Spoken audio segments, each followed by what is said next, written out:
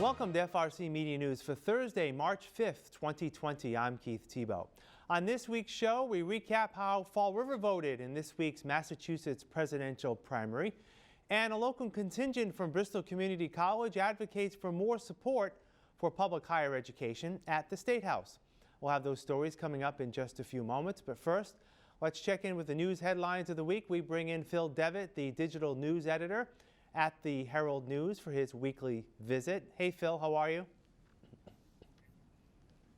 I'm doing fine, Keith. Thanks for having me.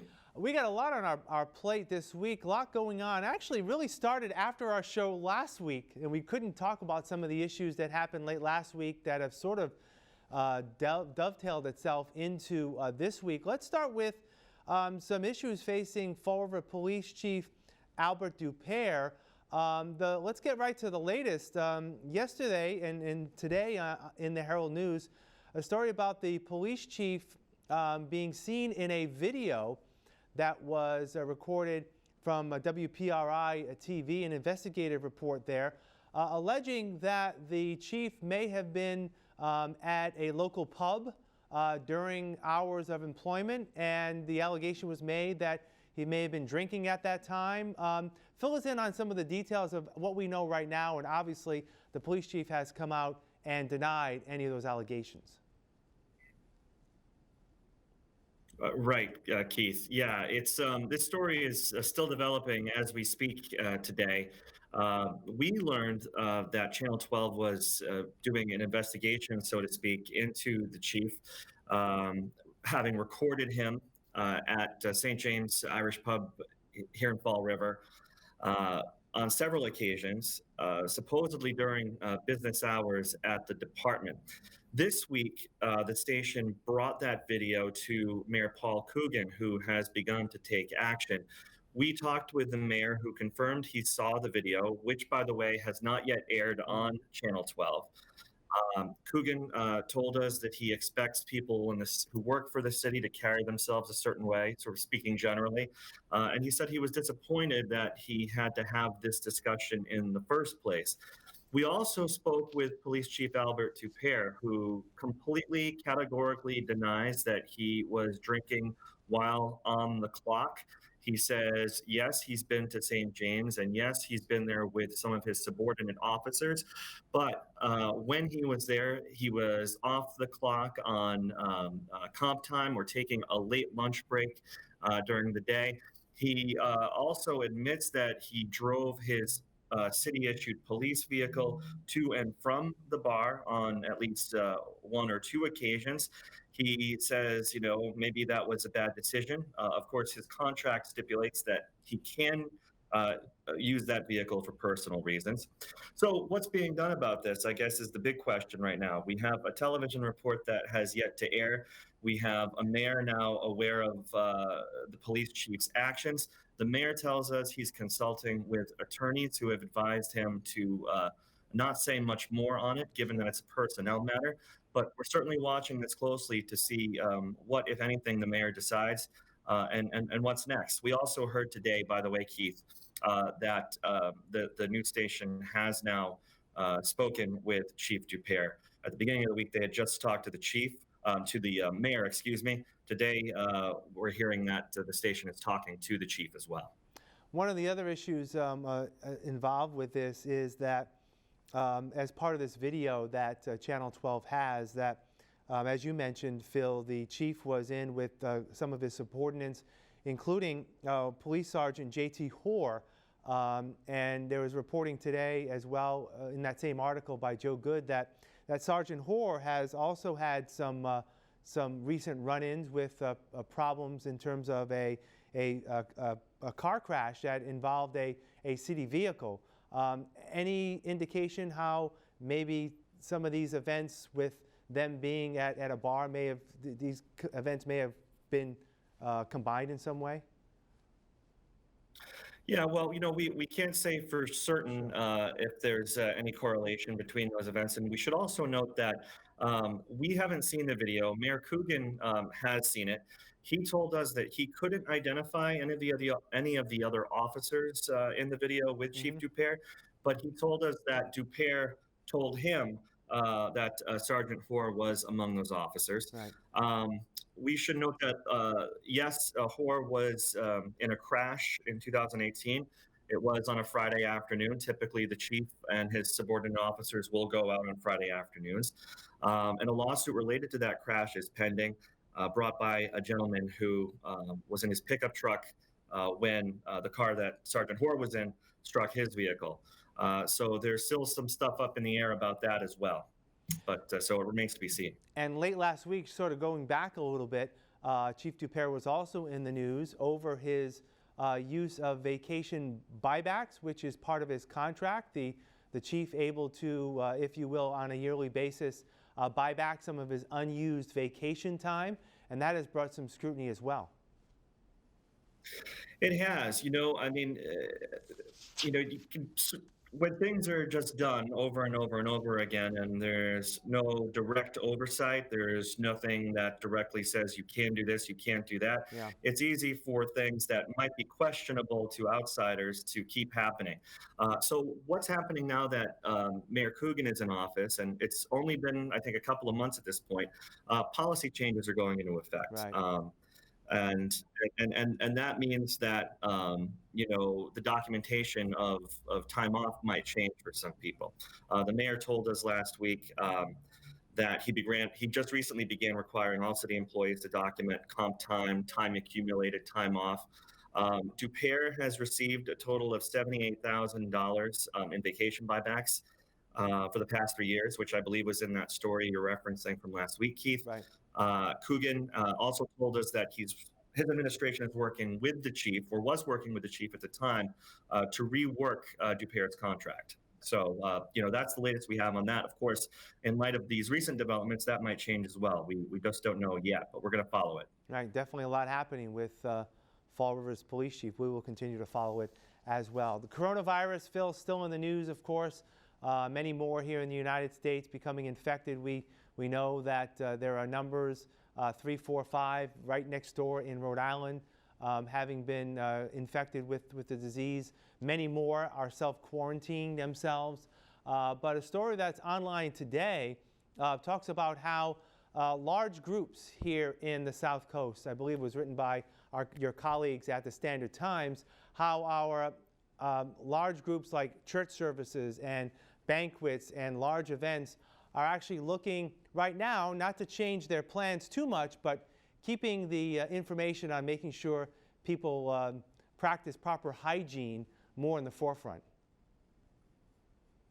That's right. We've been talking about this a lot in the newsroom lately. How do we, keep people informed about this virus without, sounding any unnecessary alarm bells? Right. So we started yesterday by chatting with Fall River Public School Superintendent Matt Malone, who, told us that his district, which is 10,000 plus students, is prepared for any potential outbreak of coronavirus around here. Communication plans are in place with students, staff, and parents. High touch points such as doorknobs and windows are disinfected daily. Information is being posted to the website. This is reflective of what you'll see among, I think, a lot of school districts in our area at this point.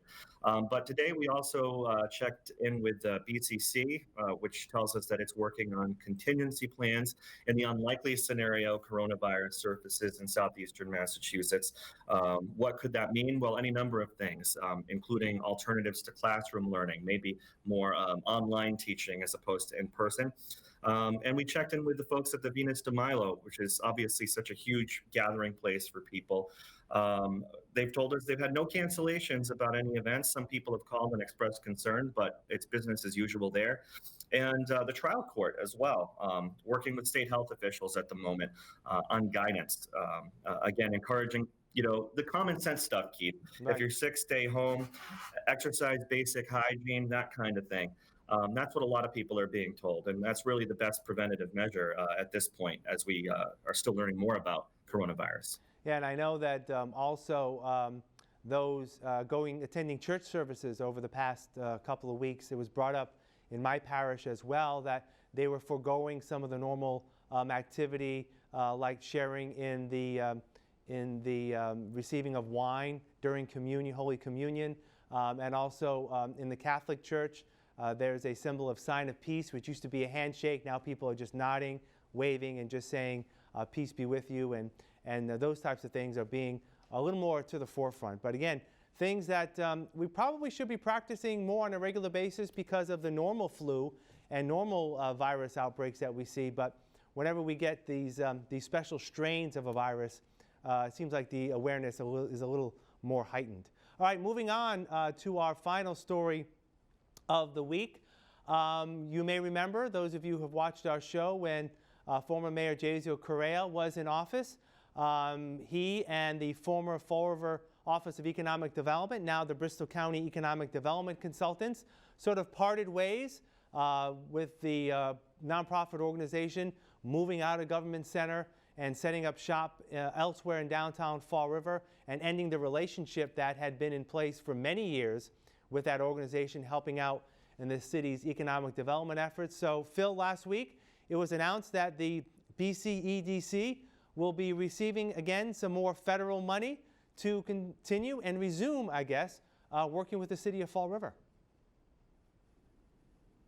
Yeah, this is good news for the former Fall River Office of Economic Development, which now goes by BCEDC, or Jobs for Progress, Jobs for Fall River, excuse me. Jobs for Fall River. So whatever name you want to call it, there is now money flowing back in that hadn't been there for at least the last few years.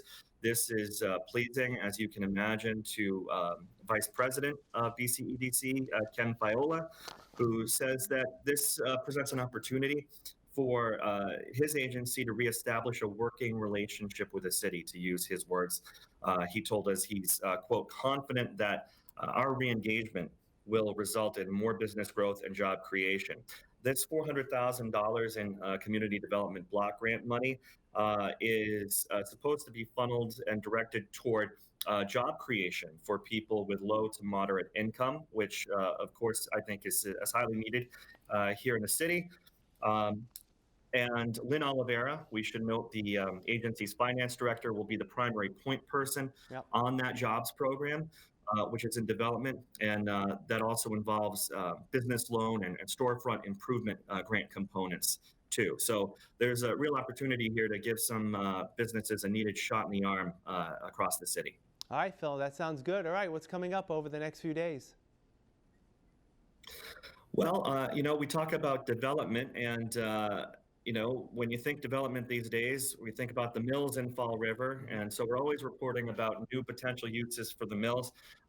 We are in the process of putting together a story about mill space near Cuss Middle School, and trying to figure out what could go there. There's some buzz happening, and I hate to be vague, but we'll have the story for you later. We're gathering details right now. Well, that is what we call a big-time tease, so people have to just check in with the Herald over the weekend. It is, yeah. All right, Phil, take care. We'll talk to you next week. We'll have more right after this. Here are some job descriptions on the latest hot jobs list from the Mass Hire Fall River Career Center. Community Mentor Caseworker, Old Colony YMCA, located at 199 North Main Street, is looking for a full-time community mentor caseworker to provide casework support to parents, caretakers, and act as a community mentor for youth. Job number 132-68273. Child care teacher, KinderCare Education, located at 620 North Main Street, is looking for a full-time child care teacher to implement a curriculum consistent with the unique needs of each child and create a safe, nurturing environment where children can play and learn. Job number 132-55906. Professional painter, Realty Trust Associates is in need of a full-time experienced professional painter to prepare and paint interior and exterior surfaces in residential or commercial properties in the Fall River area. Job number 132-46833. Arbour Counseling Services and Senior Care, located at 1082 Davall Street, is looking to fulfill the following full and part-time positions. Substance Abuse Social Worker, job number 132-69434. Licensed Clinician, job number 132-69257. Therapist, job number 132-69041. Therapeutic Mentor, job number 132-68679. For more information on these or other positions, visit Mass Hire JobQuest at jobquest.dcs.eol.mass.gov or call the Mass Hire Fall River Career Center at 508-730-5000. Welcome back. Fall River voters joined the rest of the Commonwealth at the polls Tuesday in the Massachusetts presidential primary. Let's delve closer and take a closer look into the outcome of those 4 races. Let's start with the Democratic primary. As you can see, there were 15 candidates on the ballot, with former Vice President Joe Biden coming out on top with over 3,300 votes. Vermont Senator Bernie Sanders in second with 2,630 votes. Former New York City Mayor Michael Bloomberg in third place, 1,283 votes. And Elizabeth Warren, a current Massachusetts senator, finishing a disappointing fourth here in Fall River with 914 votes. One thing that is very interesting to note, even now, 2 days later, after that primary, of those 15 candidates, right now only 3 remain currently active seeking the Democratic nomination. That is former Vice President Biden, Senator Bernie Sanders, and Congresswoman Tulsi Gabbard, who received 49 votes. She is still technically still in the race for the Democratic nomination for president. Everyone else has suspended their campaign. And the reason why there were still 15 candidates on the ballot is that these ballots were printed before many of these candidates had dropped out of the race. Let's look now at the Republican primary. Incoming President Donald Trump, the clear winner in Fall River and across the Commonwealth, 1,845 votes. Former Massachusetts Governor William Weld in second with 61 votes. Joe Walsh in third with 29. And Roque de la Fuente finished fourth with 2 votes. There were two other primaries as well for 2 other parties in the Commonwealth, both having limited number of candidates with very limited number of votes. Let's start with the Green and Rainbow Party. As you can see, not many votes at all, less than 20 total, including the write-ins. With those who were on the ballot who did receive votes, Dario Hunter received 2 votes and Howard Hawkins received 1. And then the other primary was the Libertarian Party. Again, a few more candidates here. There were, again, not many votes to be had, but the winner in Fall River of the Libertarian Party, Vermin Love Supreme, with 7 votes.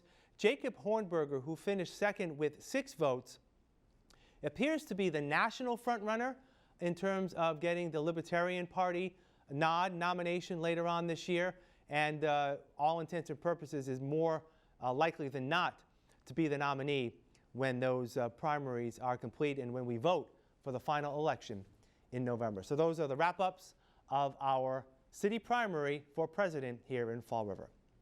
The City of Fall River is reminding residents that the first payment of your auto excise taxes are due in 1 week, Thursday, March 12th.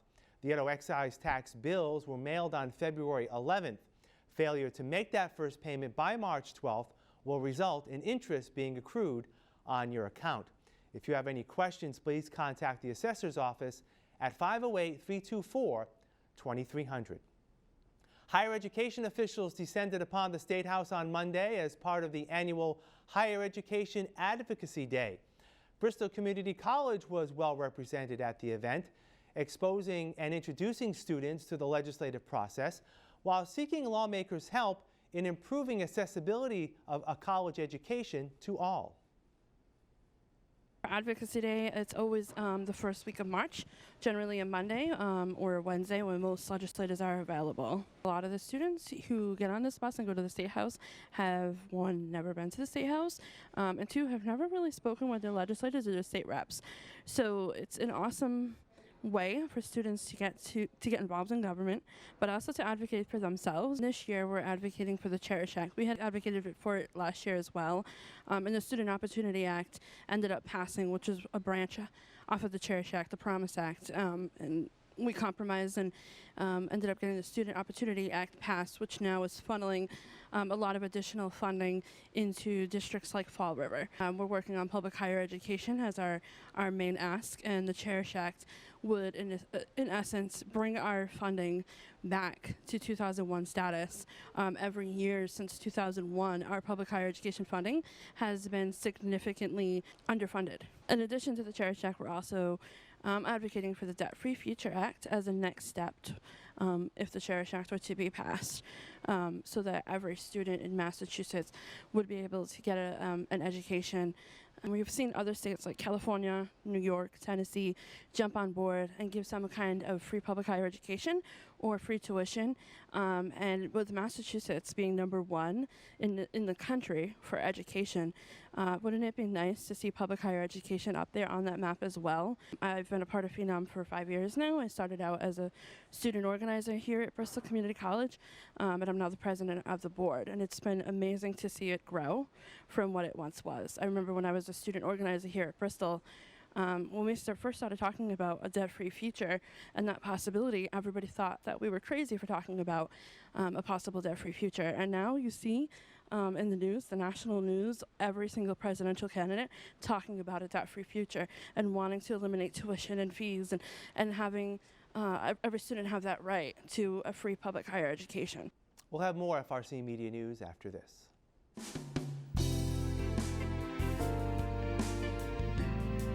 Thank you for considering a homeless pet today. I hope you enjoy what you're about to see, and as always, please feel free to contact the shelter before coming down to make sure that the pets you're viewing are still available for adoption. We can be reached at 508-677-9154. Hi, welcome to Hot Dogs and Cool Cats. Today we have Squeak.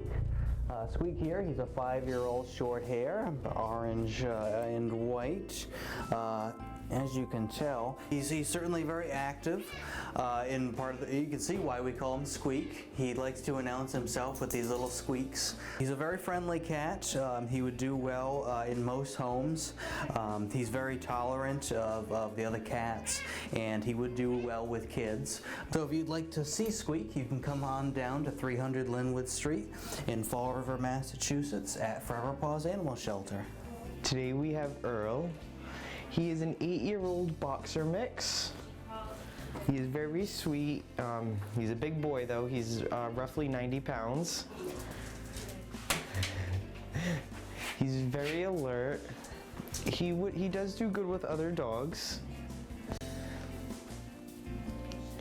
He likes to play with toys. He likes to play tug of war. He likes to play with the bouncy balls. Sometimes with the stuffed animals he will tear them apart, but he has fun doing it. He's definitely treat motivated. He loves his snacks. He knows quite a bit of commands. He's very intelligent. If you want to come down and meet Earl, we are located at 300 Linwood Street in Fall River, Massachusetts at Forever Paws Animal Shelter. The Lafayette Durfee House on Cherry Street is hosting a free, fun cooking event this weekend.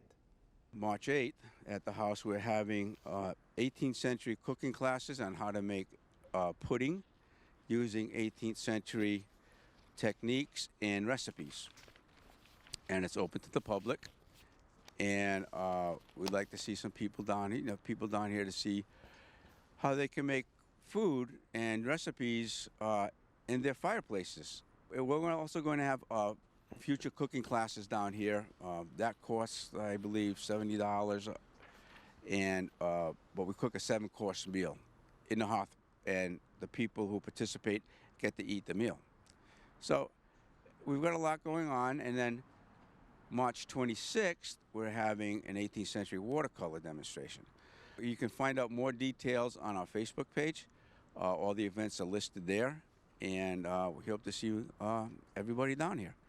Try to make this place more visible and more enjoyable to the public of Fall River. That'll do it for this edition of FRC Media News. You can watch FRC Media News Thursdays and Fridays at 6 p.m. and on our website, frmedia.org. For all of us here at FRC Media News, I'm Keith Tebow. Have a great week. We'll see you next Thursday.